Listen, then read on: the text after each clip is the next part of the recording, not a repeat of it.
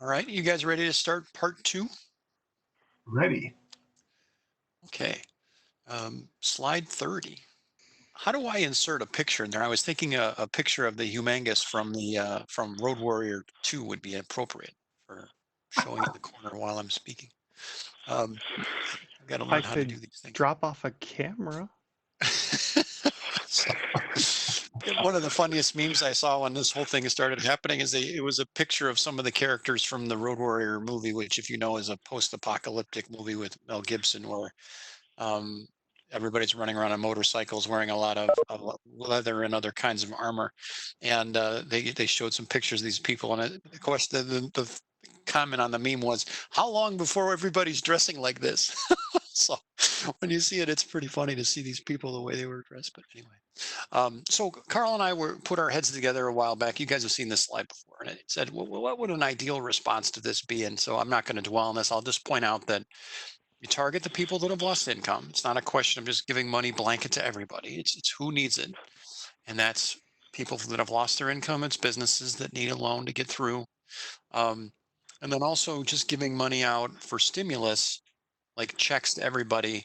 Not that I'm complaining or that people that got them complained, but that isn't going to necessarily keep you from having this big GDP drop off. It just doesn't multiply out because people are not going to spend that money. There's really don't want them to spend the money. You want them to just put it away. And so there's a list of things in here, and we'll talk about some of these as we get into the specific programs. And we've talked about some of them already, but targeting the people that need the help, um, I think, is a way of keeping the cost of these bills down. So if I'm Nancy Pelosi trying to get my $3 trillion Heroes Act passed, I would give up on the checks before I would give up, let's say, on the unemployment expansion. Um, so that's just an opinion, but it's just an example of who really needs the money. Target the right people. Um, let's keep going here. So slide 31 is the CARES Act. This was the first 2 trillion-ish act. I shouldn't say the first. There were some smaller ones that were to help the CDC get up and running in the testing, some healthcare related strengthening of our system, some personal protective equipment kind of purchasing. So there were some small bills that came out originally, but this one now is, in the first round you had this 377 billion round, and now you have another 321 for the Paycheck Protection Program. This is these loans to small businesses if they are willing to keep paying their workers, keep their workers on payroll, that these loans eventually would get forgiven. So there's a series of criteria around that, but this is the different buckets of what was in that 2 trillion 2 trillion CARES Act, and then plus this additional what's called HR 266, the PPP and Healthcare Enhancement Act was really phase two, which sort of replenished the kitty for the Paycheck Protection Program.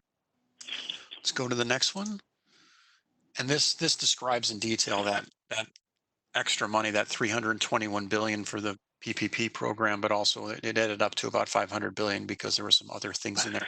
This was enacted. This is not the. We'll talk about the Heroes Act that passed the House in a minute, but this is another 500 billion dollars that was added to the pile, and small business focused to a great extent. Also, healthcare providers and some additional money to build a COVID-19 um, approach.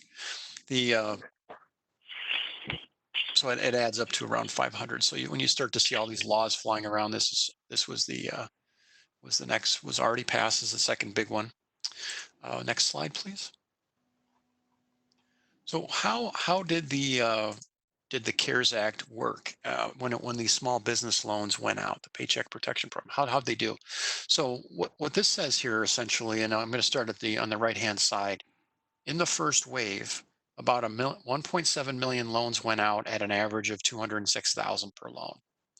And you'll see in the lower left-hand corner some commentary about this as well, in terms of a small business has fewer than 500 employees. They employ about 52% of workers. There's a list of things under there. But this first round tended to be concentrated.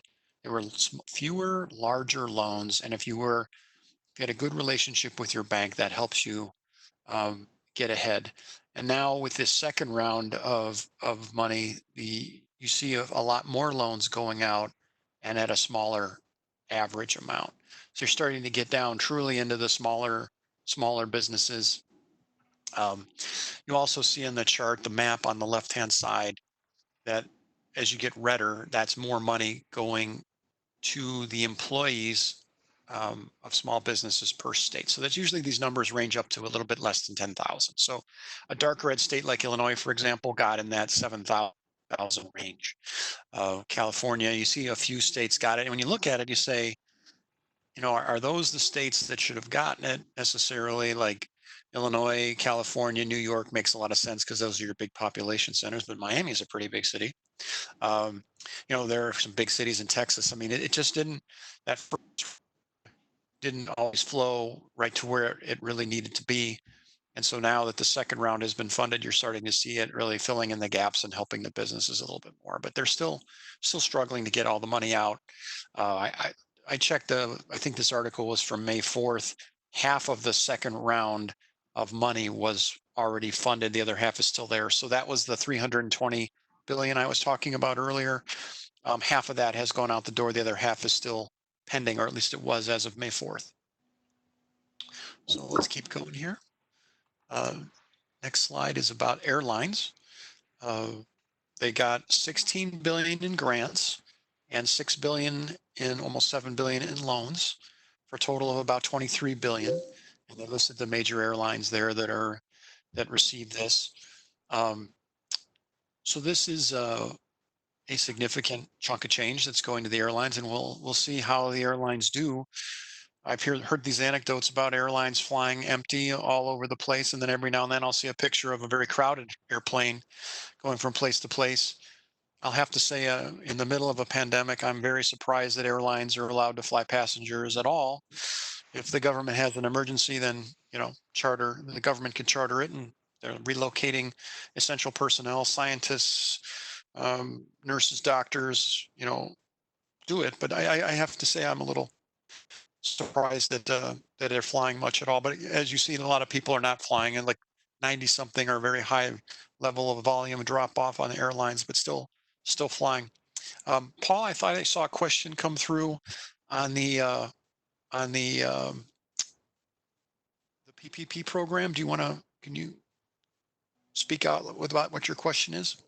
Well, it wasn't so much a question as maybe a comment. From what I understand, um, the parts of the PPE loans are forgivable under some conditions. One of which is it goes for payroll or certain other things. But what I'm hearing from people I know is that they still haven't figured out exactly, or at least the banks haven't been told what the rules are in terms of what's acceptable, what's not acceptable. What do you need to prove that the that it went to this kind of a payment that might be approved, but again, they still aren't exactly sure what's approved. The one big thing that's supposed to be in there that there seems to be consensus on is if you use it for paychecks, it's okay. But if I'm recalling correctly, the amount that you qualify for is more, it's based on last year's payroll for a business, and it's more than you would normally pay out in payroll in the period you're supposed to do it with, unless you gave everybody really nice bonuses, which might be the intent. But there are some other things you're supposed to be able to spend it on, but we don't know what yet, apparently. Yeah. No, that doesn't surprise me. I don't know if there's anyone else in the call that's been trying to do this and has a hand experience or has read a lot on that. What I will say is I'm looking at the small business. It's not small business administration, sorry, SBA. If you do a search on SBA Paycheck Protection Program, let me just read a couple sentences here. The loan will be fully forgiven if the funds are used for payroll costs, interest on mortgages, rent, and utilities. 75% of the forgiven amount must have been used for payroll. Loan payments will also be deferred for 6 months. No collateral or personal guarantees are required. Neither the government nor lenders will charge small businesses any fees. The last sentence I'll read. This loan has a maturity of 2 years and an interest rate of 1%. So it sounds good, but yeah, the devil's in the details, right? About what do you have to do to prove all this? You know, how good does your accounting have to be to convince people of this? And does it make sense for a business person to keep all their people on payroll, pay all these other expenses? Do they really believe that the loan will be forgiven? At least as it's written here, it looks like it's a pretty good deal. But Oh, it I, looked really sweet. I mean, I was on a conference call with a bunch of other, another webinar kind of thing, or another one of these things with a bunch of consultants, other consultants from all over the United States that have similar specialties. And they were trying to figure their way through it. And one gal had a lot more perseverance than I. She apparently had downloaded somehow the whole, how many, did she say it was 800 page document, and had printed it out and burned through a couple reams and was trying to make sense out of it all. But yeah, but there's that's still, crazy. 600 pages is nuts. I mean, that's yeah, something well, else. she was Oh, pointing out page 358 it says this, but page 521 it says something different. right, right. Who's surprised? Yeah. Well, Trump sometimes contradicts himself in the same sentence, so it's Well, difficult. The yeah, same I mean, paragraph for a you're run-on right. sentence. It's hard enough if you've only got one cook. You've only got one cook in the mess, and Right, right, this had two houses of Congress and the executive branch. So right. I believe it. who knows? All right, let's go to the next slide, the Heroes Act. So this one talks about kind of what's in the bill that Nancy Pelosi in the House just passed, and you've got aid to states of $1 trillion. That, as Carl mentioned earlier, that's our big risk right now. If we start to see large layoffs in states, that is an avoidable error that we should not make, and that swoosh shaped recovery gets a lot slower if we let that happen, and that is an unforced error. We can avoid it if we act. Um, it funds one more round of payments. You're hearing people like Bernie Sanders say, "I want 2,000 checks every month," da da da, or a week. Sorry, 2,000 a week. I think he said checks. That's not going to happen. Could be a week or month. Sorry, but $1,200 one-time checks up to 6,000 a household one time is in there, and it includes undocumented immigrants. Um, we could argue over whether that's good politics or not. My argument would be no. It's a bad time to be fighting for undocumented immigrants, as embarrassing as that is. It's just not. It's a great way to fire up Republicans and get them to attack your your stuff here. Um, it extends the unemployment benefits. It gives you hazardous pay for the essential workers of a few hundred billion. And I got a note from Chris. This is a pretty small font. If you're having trouble seeing it, hopefully you've got another screen or can look at the actual presentation for a minute. I'll spend a little while on this slide. Mortgage relief, 75 billion. Testing, tracing, and treatment program, 75 billion. Bailout for the postal service, some money for the election security. Another one that I think is questionable here is the suspending the limit on the SALT taxes, the SALT deduction, which mainly helps people with big houses. I don't think the Democrats should be sending a message that we're helping the rich at this point. There's an earned income tax credit expansion, which is, I think, great. Worker safety, OSHA standards, Cobra subsidies, a really good idea because there are, and we'll talk about it in a minute, there are estimates that we could have as many as 20 million people lose their health insurance. About half of them would get caught, more, maybe 25 million. About half of them would get Medicaid, but about 7 or 8 million of them, about a third, would not get any coverage, would be added to the uninsured. So a Cobra subsidy, right now, if you lose your employer insurance, your employer covers about 2/3 of the cost, you cover a third. Under Cobra, you have to pay for that other two thirds. Pelosi is saying, we'll give you subsidies. I don't know if it's 100% of that gap, but it's a chunk of it. Increase in the supplemental nutrition program, meaning food stamps, the SNAP benefits, and then I guess I said election security there twice, but it's a good idea. I'll put it in twice because it's such a good idea. But anyway, the Republicans are all over this. They're like, Mitch McConnell's ridiculing it, saying, what are we going to do? Prioritize illegal immigrants over our citizens? You've got them calling it a wish list of liberal priorities, blah, blah, blah. I mean, most of this stuff are not liberal priorities. The Postal Service should not be a liberal priority. But undocumented immigrants and what's another one here? The salt deduction. those are probably arguably things that should come out of here if you want to get this through. I suspect it'll get whittled down to the first one on there, the aid to the states, and before this is over, and then a few bucks spread around in the other areas. But anyway, don't know what you guys have heard. What do you guys think of this? I heard on the I news, pretty much agree. heard on the Go ahead. news tonight that Moscow Mitch has said this is DOA in the Senate. Yeah, but we have to remember that Moscow Mitch has said that he refused. He passed Republican versions of bills and then refused to negotiate, and so the Democrats in the House negotiated with the White House and got a lot of stuff that Moscow Mitch eventually passed in the Senate on the last few bills under this. So I don't Yeah. worry too much about it. I do think I agree with David that the bill will not get passed as is, and I think it could become a lot more palatable if you drop those direct payments. You don't yet worry about extending the unemployment through January. It's through July right now. So you prioritize the aid to the states, the testing, tracing, treatment, the postal service, the hazard pay, and a couple of the other items. Keep the total bill somewhere in the $1.5 to $2 trillion range. With regard to the Cobra subsidies, it's interesting. The good news about keeping Cobra is you keep the same insurance, so you don't end up with a new deductible. Obviously, Medicaid doesn't have a deductible for the people whose incomes are going to be low enough to qualify for Medicaid. Because of the relatively extensive unemployment benefits, a lot of people won't qualify for Medicaid, but I'm going to correct myself on that. I don't think, at least here in Illinois, the $600 extra unemployment counts as income when determining Medicaid eligibility.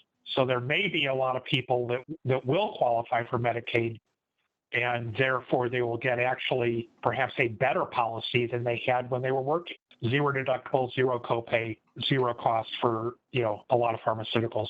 The other option for a lot of people is going to be finding policies in the exchanges. If they had, since they lost their job, they have a special enrollment period under the ACA. One thing I think ought to be in this, maybe with or as an alternative to the Cobra subsidies, is open up a special enrollment period for the ACA for people that need to go ahead and sign up for insurance that hadn't yet. As to what will pass, I think it's clear something will pass because Trump wants something to pass, and it doesn't matter what McConnell says. Pelosi will negotiate with Mnuchin, and they'll come to some agreement, and then McConnell will cave and do whatever Trump wants. Yeah. And I kind of agree with that. It's like when I heard what was going to go into this, I thought, oh my God, we're just setting ourselves up to get creamed on some of the issues. But then again, you got to put something in there that you can back off on. You can give them a win, and they're come back and they're going to come in and want to have greater subsidies for business. So hopefully, at the end of the day, there's a bill that helps out the most vulnerable, the toughest areas of our population, and helps our businesses. Yeah, one of the things the Republicans want to put in to help businesses is reduce the business's liability if their employees catch the virus. I can see giving some shelter for businesses who are being ordered back to work and ordered back to open up. I also want somebody to protect those employees. So if the government wants to pick up that liability, the federal government could absorb that liability, then, that might be a way to do it that could make both the Republicans and the Democrats happy. The workers are still protected, but the businesses aren't at risk. And that's ultimately, I think, what we're going to have to figure out. I have a couple of law firm clients. They're closed down now, but one of them specializes in that kind of litigation. So I hate to say this, but I do sort of understand why a small business might be afraid of getting or whatever sued off if there wasn't some protection. On the other hand, I wonder what the insurance cost for coverage would be if it's even available. Well, you can handle it under workers' comp and you use that program, but have the funding for these claims be handled by the federal government as opposed to taxes from the businesses. Yeah, that might be a good compromise. I wouldn't mind seeing an exclusion like that as long as the businesses meet certain standards. I mean, we're going to have to write some new standards to protect the employees. And that's going to be difficult, but otherwise, the employees are just going to be tossed right back in to the COVID grist mill. Is Yeah. this a job for OSHA, or is there some other government organization that's set up to do that? I was thinking OSHA because I used to hate them when I had plants. Yeah. And I hated them I because mean, they were so right, but it was money. You know? Yeah. Oh well. Well, whether it's OSHA, whether it's the CDC standards that Trump threw in the trash can last week, different kinds of things. And again, I think that businesses are they may try and follow the strict set of standards, and somebody will slip up. Some employee will violate them. Some employee will do something wrong. So I think that you need to have, the standard shouldn't be simple negligence on the part of the business who doesn't, who makes a good faith effort to follow those standards, but doesn't do it 100%. But at the same time, businesses that are totally ignoring them, gross negligence kind of things, I think I don't want to excuse their liability. But I think you're right. We need some set of standards that businesses have to follow, some set of rules. Exactly how you do that, I'm not quite sure. But again, I think that the workers' comp claims are going to have to be funded by the federal government, not by business taxes in the state. All right. Let's go next section, which is known as the death and dismemberment report area of their presentation, with all the horrible statistics that are in here. These are many of the ones I'll be sharing with you are as of Friday, and I'll update a couple of them as we get into it. But slide 37 gives you a graphic of the deaths that the U.S. has versus other parts of the world. I'm using the Our World in Data, which is essentially the European CDC data. And I know, Ed, you've studied this a lot. You study different versions of this. My understanding is that the data from these sources is lagging about 1 or 2 weeks, depending on which part of the country or which part of the world this information comes from, and whether it's this source or other sources, the data tends to lag. So we're seeing a couple weeks in the past. Is that your understanding of this too? Well, I Does that haven't sound looked at right? I haven't looked at this particular data source. I don't think that the data sources that we use here domestically are lagging by anywhere near that much. So I don't really have a comment in this area. Okay. I will have a comment in a slide or two. Sure. All right. Just to give you an update on this, so the number of deaths as of today from this source around noon today was 90,350, and 1.5 million cases. So it's still a 6% mortality rate based on that measure, and you can see there you can see that there's some ups and downs in terms of, is that numerator right? Is that denominator right? There are some caveats that are there on the right-hand side. And again, when you compare, we've got almost 10 million now, that lower bullet on the lower right. We've tested almost 10 million, and about 14% of those tested have the coronavirus. So it's still a pretty prevalent number of people out of the testing, but we'll see some other sources here in a minute that are starting to show that number coming down. And once we get to where that number is somewhere in the 5% range, according to one expert, that means we've got the volume of testing we need. Another way of thinking about it is about 500,000 tests a day, and I'll share with you where the testing is in a minute. The data source I have says Sorry. 90,293 at the end of last night. Yeah. Okay. Yeah. And I'm looking at Worldometers, which is saying as of now 93,533. So I think they may be more aggressive in calling the states and getting the data from the states. a little bit there's a little more faster to than it some of the others. There's a little more to it than that. The data source I'm using, the New York Times GitHub, is taking data directly from the states.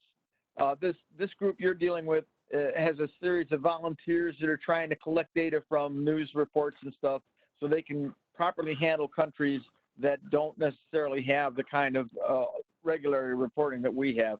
And yes, that source you're talking about is generally a 5% higher or less. It's been 5% higher in the past. It's more like 2% higher now. But I use the source I use because it's very accessible. It's within a few percent either way. Yeah. We're over 90,000 deaths in the U.S., whatever source we use. It's a big number. And we're heading to 100,000 by the end of the month. Absolutely. There was just a quote or a tweet down in the corner from Rep Beyer in the lower left. So we're 4% of the global population, but we're 32% of the cases, 28% of the deaths. So we're disproportionately represented in a bad way. There's lots of ways of looking at these stats, but that's just some interesting data points. Let's go to the next I slide. don't believe all of that. I'm sorry, did you say you do not or you do? I don't believe all of that. I think a lot of these countries have very poor reporting, and I think that a lot of these countries are in much worse shape than they're reporting. So I take all of that with a grain of salt. Sure. Do we know what's required for herd immunity? Question from the audience. Do we know what percentage of the population needs to have had it for herd immunity? No, because we don't know whether that's even possible. Well, let me say something about that.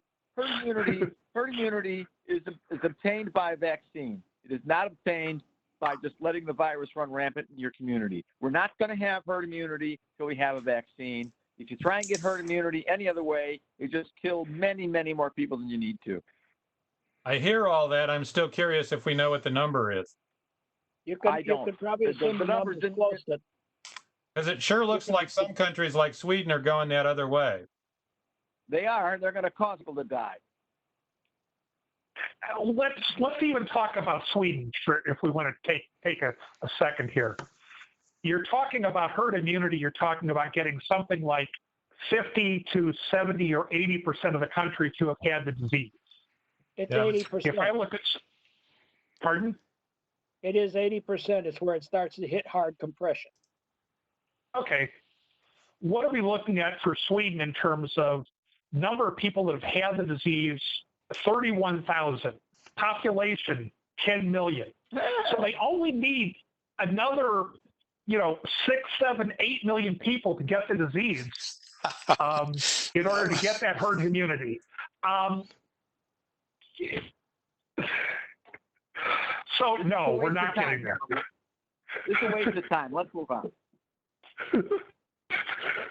All right. The next slide talks about the number of cases. It's a 3-day rolling average. So it kind of smooths out some of the giant swings you see in these numbers day to day, but they're still pretty significant. The good news is, at least when you look at that from a basic eyeball standpoint, slide 38, you see this sort of slightly downward trend, which is good. And the cases, if they were up around the 30,000 a day number, now they're more like 20,000, 22, 23,000 a day. Nothing's being shared. I see it. I don't. I don't either, actually. I have it on my other screen. Click on the push pin and choose. There it is. Now I got it. Now it's up. Yep. So here we have, so we talked about the cases a little bit, and we also have the deaths. The deaths now are hit up in that 3,500 range a day, and now are more like 1,500 or less a day. So we're headed in the right direction. Let's hope that stays that way. Yeah. So let's. I have a couple of comments here, crossed. please. Yeah, go ahead. I have a couple of comments here, please.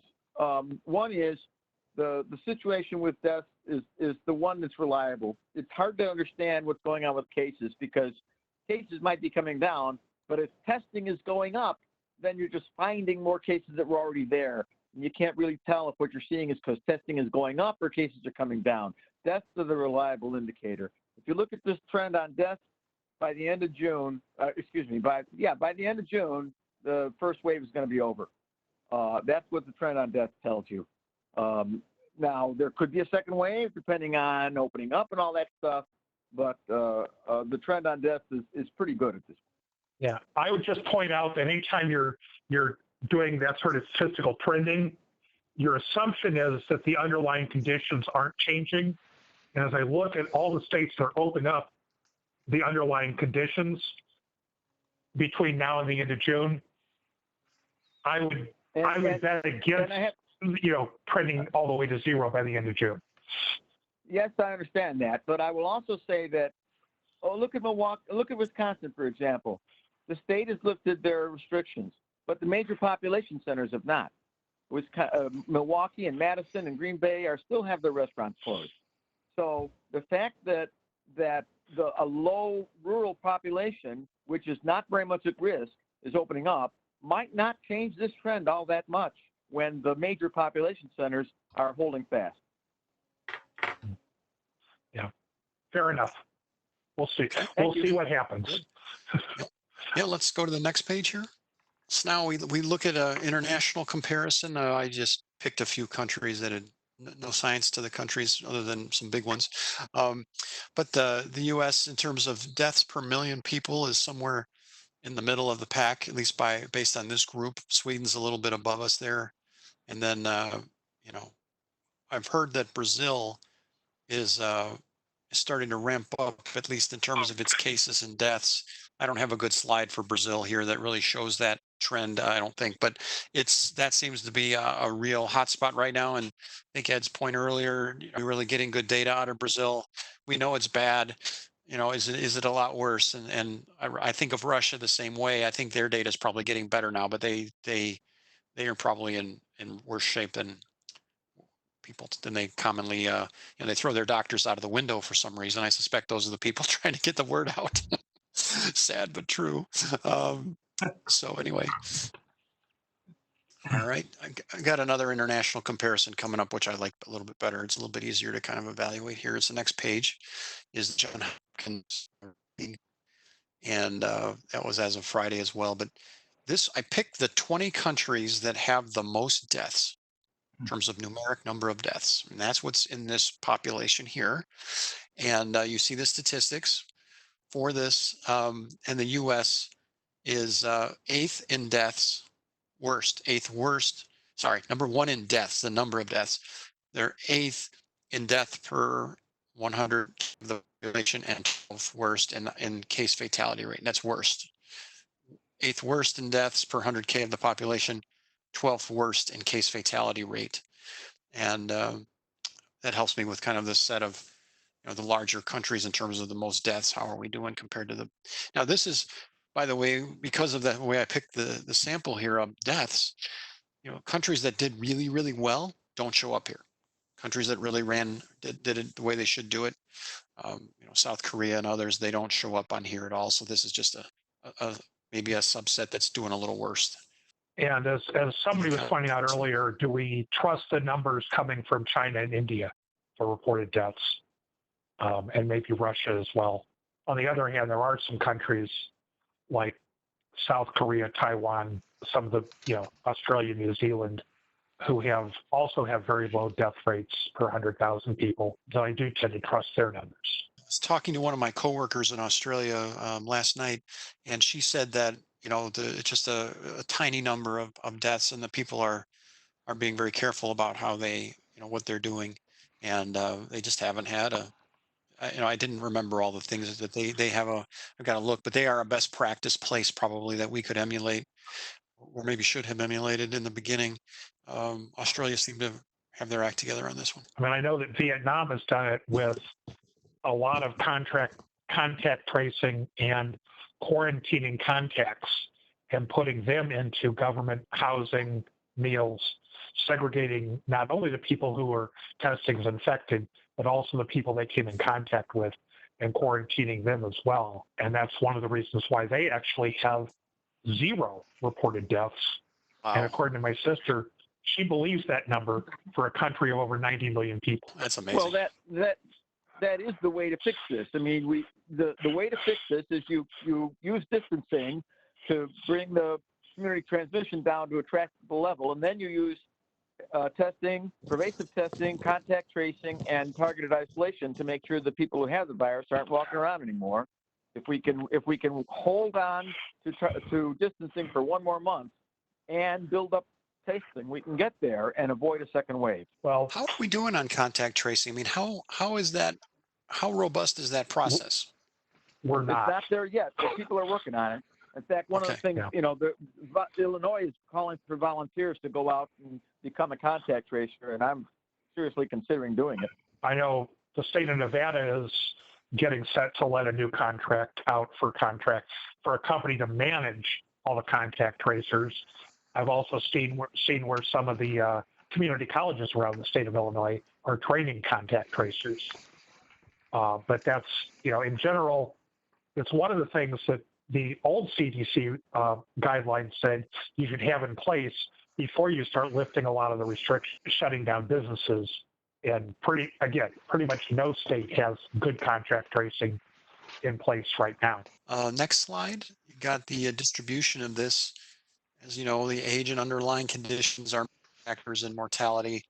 Younger folks endure this a little bit better, although there are certainly young people that die, and probably all heard about this immunity, or sorry, this immune response. What's the word I'm looking for? It's something like Kawasaki syndrome that they're seeing in New York with very young kids. It's some kind of a inflammation that's killing them. So we just don't understand all the things this virus does, and all these people that get it and have gotten better. In some cases they've got lingering damage. So it's not just about the deaths. There's a lot of other ugliness that goes with this thing. But yeah, I mean, if it's the aged people with the underlying conditions listed down there at the bottom, are at really serious risk of this and have to be extremely careful. Next page gives you, this information is a little bit dated. I wish I had a better version of this, but it was nice in that it put all these forecasts next to each other, and it doesn't hurt that we at least can kind of maybe see someday they'll update this and we'll have a better look at it. But in particular, the left-hand side, this is way dated because we're already past 1.5 million cases. But this was how many cases in the U.S. Okay, no, never mind. How many cases were in the U.S. as of April 5th is what the left-hand side says. And I haven't gone back to look at that, but they had a range, so I wasn't going to go into that part. The one on the right-hand side is what I'm more interested in.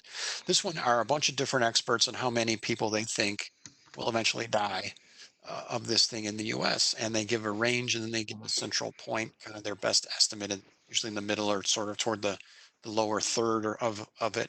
And then the White House Coronavirus Task Force, as of April 2nd, that sort of round range between 100 and 240,000 deaths. If I'm not mistaken, I remember seeing like that number's been moved to about 140 is sort of the central tendency. Does that sound right to people that are close to this? I remember that 140 coming through a couple weeks ago. I think that's now their low end estimate, but that's not all the way through the end of the year either. So it's like August, again, right? Like 140 in August or something like that. Okay. Yeah. When you look at your top thing, this chart is for deaths in calendar year 2020, and the low end of the White House estimate is 140 by like August. The White House estimate is 80,000 that they were throwing around just a few weeks ago. We've blown through in a terrible way. And I don't know, Ed, have you got a source or slides that kind of have a list of forecasts next to each other? I've been able to find individual forecasts floating around, but I haven't found really a comparative of multiples. If you run across something like that, could please send it to me. I would. This next slide, 43, again, it's a little old, May 3rd, but it shows you this interesting trend, which is that New York has sort of gotten over the hump and is improving, but that the rest of the U.S. had been increasing. And I think that trend in the U.S. has sort of flattened or is starting to come down a little bit in terms of the rest of the U.S. But so it's not climbing, if I'm not mistaken. Somebody can correct me here, but this was as of the May 3rd. But it's interesting to analyze this by pulling out sort of some of the big metro areas or some of that East Coast stuff, and then looking at the rest of the U.S. to kind of understand how are things really progressing. Any comments on this one? All right, let's go to the next one. It'd be nice to see this data against states that have continued the lockdown versus states that have opened up. Yeah, no, I agree. That's a good idea. be nice to see the lockdown result versus the non-lockdown result. And what does that mean? Like Ed was saying earlier, a state says we're not locked down anymore, but some of their main metro areas are. The New York Times had if you do a search on it, you'll find it quickly. It's like, New York Times, comparing lockdowns or something like that. They go state by state in terms of what their current status is, and they're updating that article on a regular basis. So you can actually go and look at what each state is doing. They have a sort of a checklist of 7 or 8 things that they're looking at by state, and they'll tell you what status it is. But yeah, I think that's a really good idea to analyze it, and they will. It's only a matter of time. It's tricky to figure out what's really locked down versus not. I'll be curious to see what assumptions they make and when they put somebody in one bucket versus another. I also really want I to see think this that as liberal and conservative. Uh, red state, blue state. I'd like to see some of that adjustment in terms of Yes. who's Well, doing what.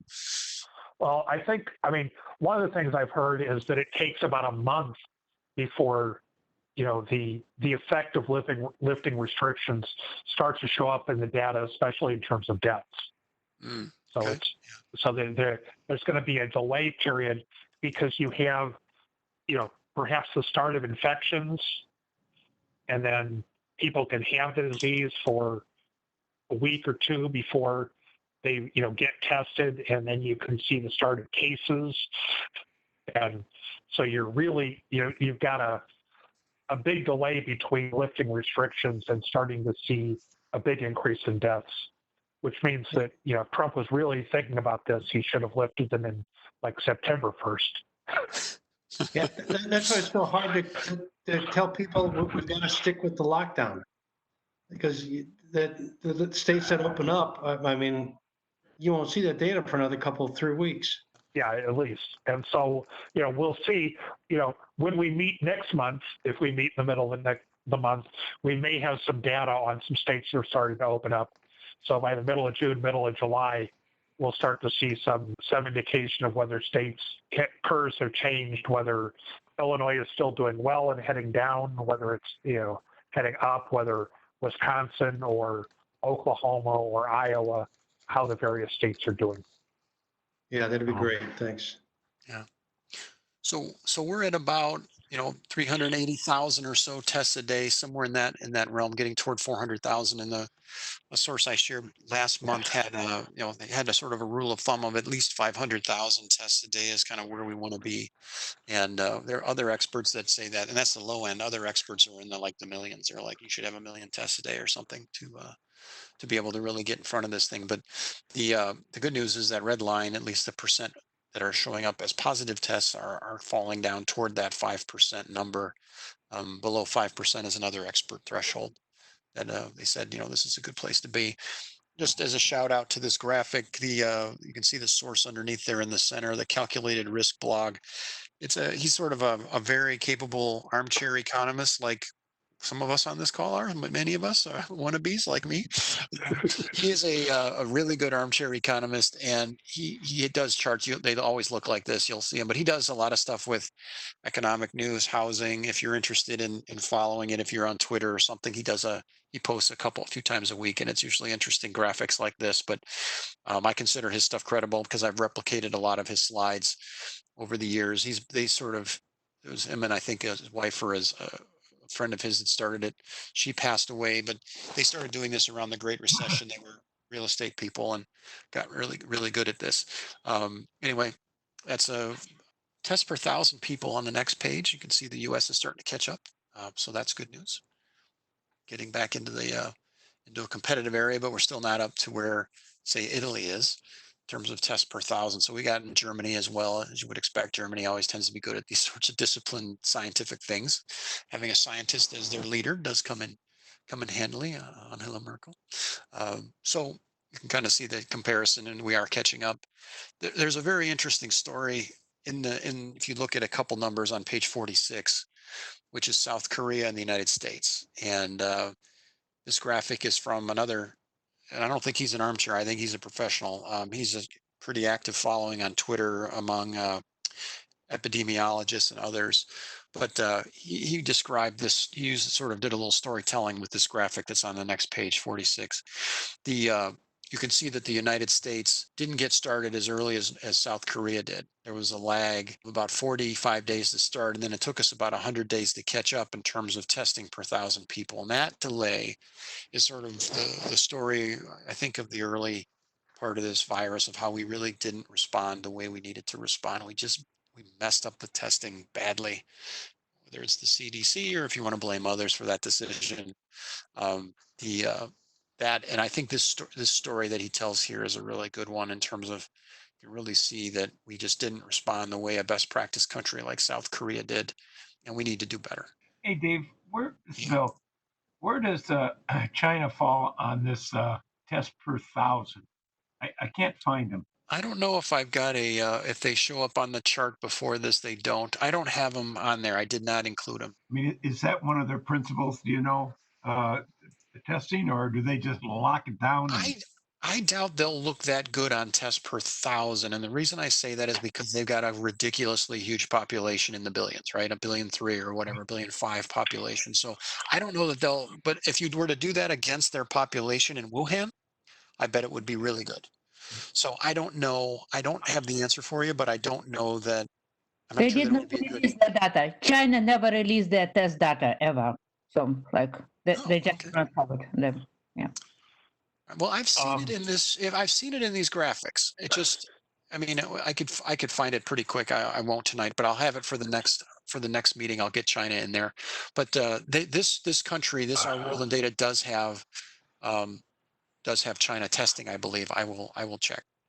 Well, Worldometers has China cases and deaths and active cases, does not have testing Interesting. data So you for may be China. right. Our commenter may be right here. Okay. And again, a lot of people think that China has underreported their COVID-19 deaths and cases. Yeah. Yeah, they were just putting their doctors in jail. It's Russia that throws them out of windows. Well, so. in fairness to that story, the doctors that they sanctioned were claiming that people had a disease that they didn't in fact have, and that was what they were sanctioning them for. Okay. The doctors at the end of last year, beginning of this year, said they had the. I lost you, Carl. Can you guys still hear me? Yeah, Carl just got sanctioned.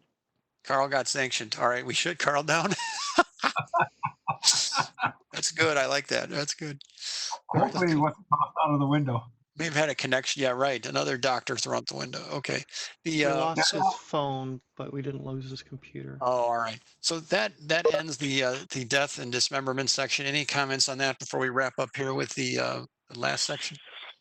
Well, Sure. thank God we don't toss them out of the windows or untimely death. We just fire them very publicly. Right. Yeah, we're killing off enough of our healthcare people by our own, our results on this first part of this disease. All right, so I think we've talked about the CDC stuff before. This is updated guidance. So there's the latest information here. When I checked on Illinois' site, they said, you can be outside without a mask, but if you're going to get within 6 feet of people, you should have one on. And if you're going to go indoors anywhere, you got to have one on. So there's some requirements around that, but that's consistent with what the CDC is saying, only a little more specific with the range. But there's good advice here for all of us to protect ourselves and be careful. If you're going anywhere indoors, is that something you really have to do? Or can you like get a grocery delivery? Are you still going to grocery stores? I hope not. If you're, it's just one of those things where why take the risk if you can just get around it, So there's some basic guidance here and on the next page as well about cleaning, disinfecting, and covering your coughs and sneezes and staying safe. But, this controversy of, I don't know about calling it controversy is the right thing, but these people that don't want to wear masks, you always have crazy people. One of my common comments I make is, if you're willing to wear a shirt into the store, they make you wear shirts, no shoes, no shirt, no service. What's the big deal with a mask? But a lot of people are making it a stamp of their identity and freedom, spelled with FREEDUMB.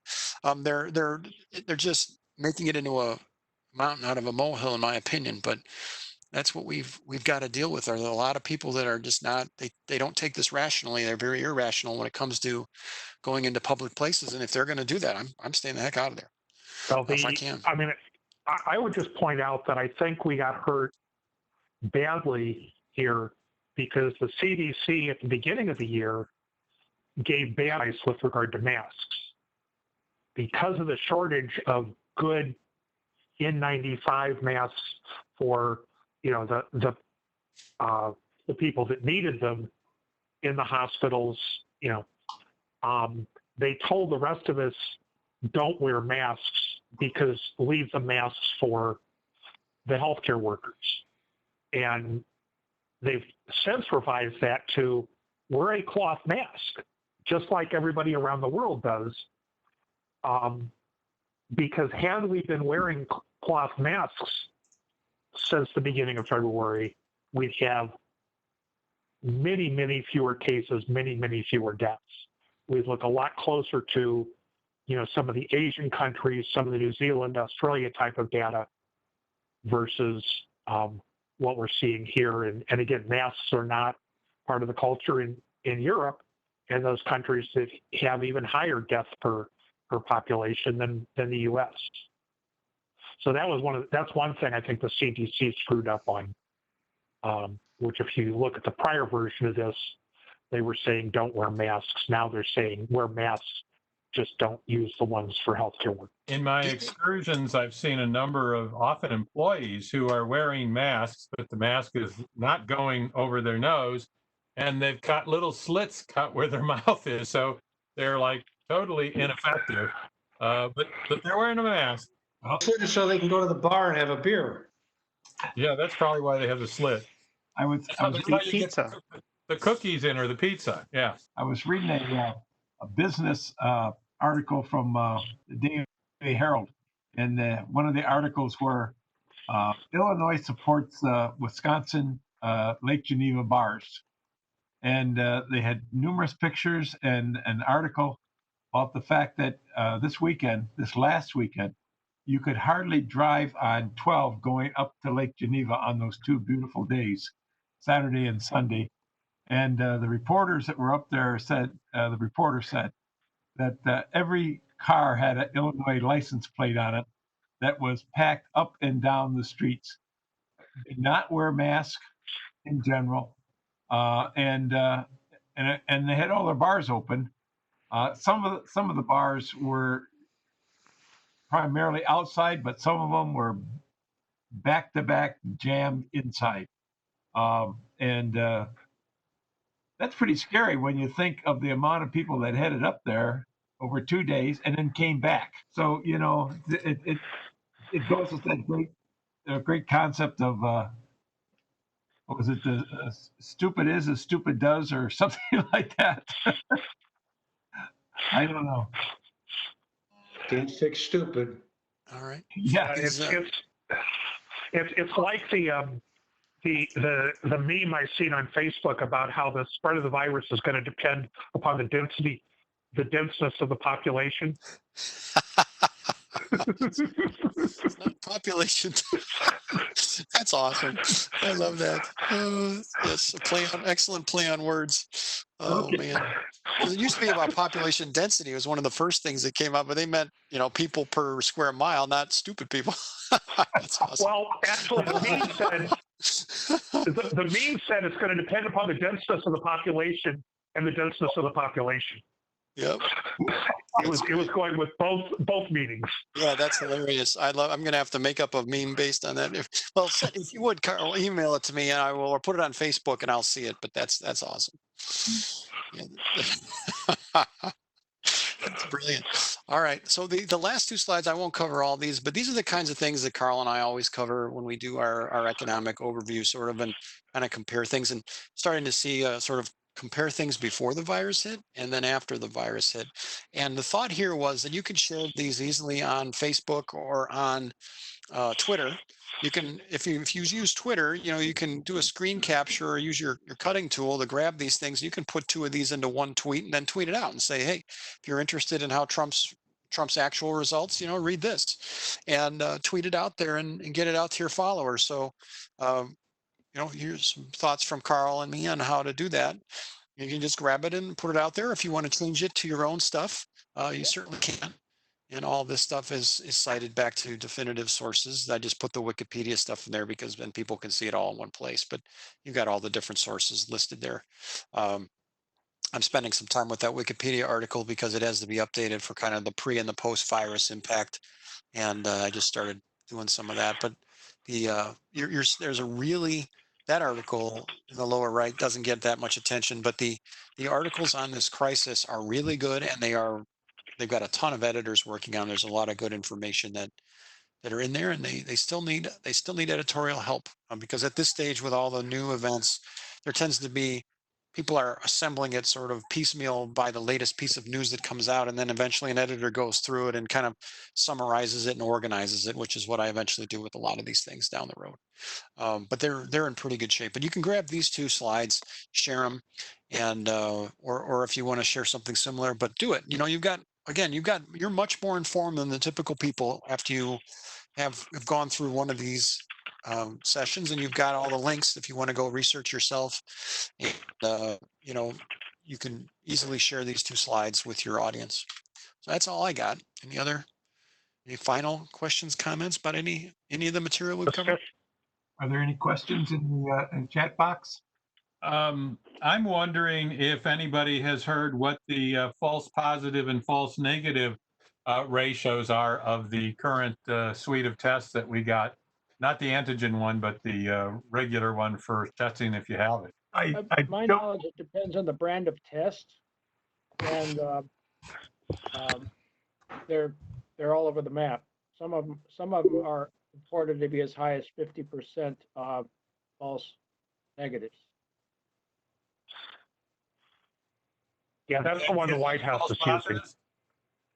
But you see that they say that it's related to how the test is given. To my way of thinking, if you can give a test in a way that produces high error rates, it's a defect.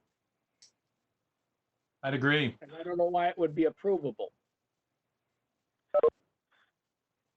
I mean, wasn't it originally the test was this swab that's like 6 inches long, and you got to jam it halfway into the person's brain in order to get a decent sample of the fluid? And then now they're going to a more like an oral swab though, right? And that one is a little bit easier to administer.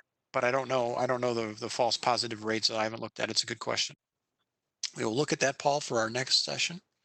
Well, writing it down. I don't know how easy it'll be to find. I spent some time tonight looking for it, and I've spent some time other times looking, and you can find plenty of, or at least I found plenty of articles where people were raising concerns about it, but nobody was producing real answers. I had seen some similar comments about one of them being, maybe as high as 50, but I didn't know if that was really true or just overreaction. But both sides are sort of important, because back in the earlier part of the presentation, we're looking at all these charts as it works its way through the population.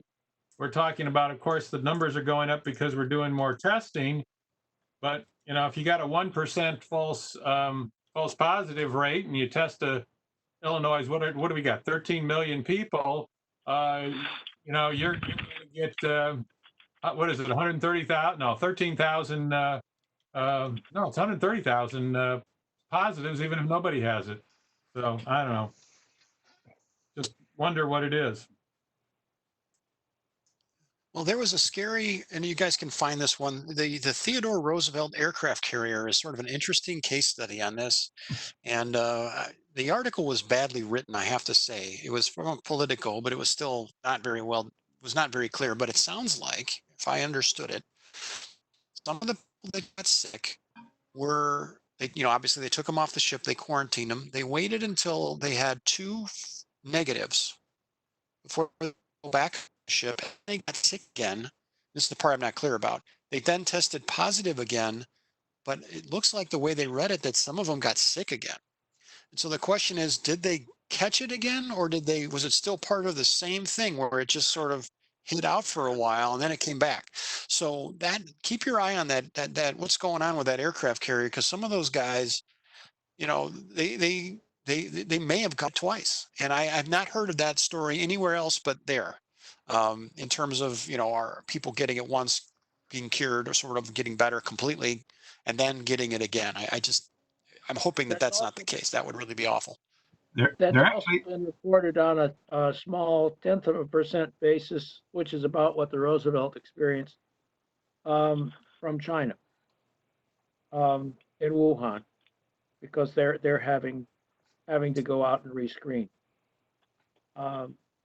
But yeah, there were 13 sailors taken off the Roosevelt after it sailed, sent back to Guam. Yeah. And if I understood the article, it said they had actual symptoms. It wasn't like they had fevers and chills. I mean, it wasn't that they were just tested positive again. But again, it was so badly written, I wasn't 100% sure that that's what it said. You read that, So, to my knowledge, you read that correctly. yeah. Okay. Well, Okay. then there was that cruise liner, the Princess something or other, which was, one of the cases that had everybody wondering early on, packed with old people, as most cruise liners are, breathing recirculated air, etc.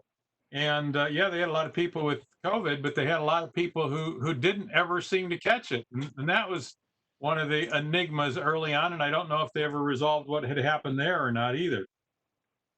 So this is just, we're going to figure this out when it doesn't matter anymore, I think, is what the part of the answer is. I was talking to a guy today who said he knew a number of people who had the antibody test. A surprising number of them came back positive, although none of them experienced any noticeable or disabling symptoms. And they've all been pretty much in Chicago area for the last 3 months. Yeah. So, I don't know quite where this implies, maybe that there's a higher rate of infection than we know of. And they're suspecting that also in Los Angeles, but I don't think anybody's got enough data. One of the problems with the calculation is that we have, since we're in the middle of it, we know two kinds of resolution. We know people that are officially marked recovered. We know people who are officially marked dead. We know people who are officially marked diseased. We don't know those who are infected, and we don't really know those who are recovered. So we're guessing at numbers, quite frankly. Yes, and that's one of the sad things about this is there's a lot of data points it'd be nice to know that we don't. One of the other possibilities that's crossed my mind is, are all the rest of you aware of cowpox versus smallpox? Well, I have a mark on my arm that should tell me something about that, It because I'm old. it turned out that one of the early things they discovered when looking for a vaccine for smallpox was that people who'd had a different disease called cowpox, which apparently was another virus in the same family, that it gave them immunity. There are other coronaviruses out there, or SARS type viruses, if you prefer, whatever you want to call them. And it's possible, maybe, I don't know, say it's possible, for all we know, it's possible that one of those others has been going through our population at some point in the past and has given some people immunity, but not all. It's possible, and we'll probably know a whole lot about it next year. When it's too late. But we'll never blame a dumb politician for doing the wrong thing. I posted a couple of links to the joke, and let me correct it. The spread of coronavirus is based upon two factors. One, how dense the population is, and two, how dense the population is. Right. To which someone responded, "You wrote the same thing twice. What's the other one?" And the first person responded back, "You're number two." Excellent. Excellent. You can click on the links I posted there to see them. Where? Okay, I've got to take a look. What is that other shirt that says some saying on a shirt that says something about there being two common kinds of math errors? One of them is counting properly. All right, guys, I'm gonna see you next month. Good luck. I'd love to see all of you for pizza, but I know it's not going to happen. Well, thank you to Carl and David. You guys put in a ton of work on this, and we ask a lot of questions. And I can't thank you guys enough. And I will see you for pizza at your house, Carl. Well, maybe we can, do a pizza around some picnic tables in a forest preserve where we can spread out enough with a carry-out Lou Malnati's. And I hope that we'll be able to do something at your house in August. That sounds like a great idea. And I will see you, Carl. At least I know you, and you're all invited for coffee and conversation every Monday through Friday at 9 o'clock in the morning. Same link as we used tonight here. And then on Friday night, we have happy hour at 5 o'clock. Again, same link.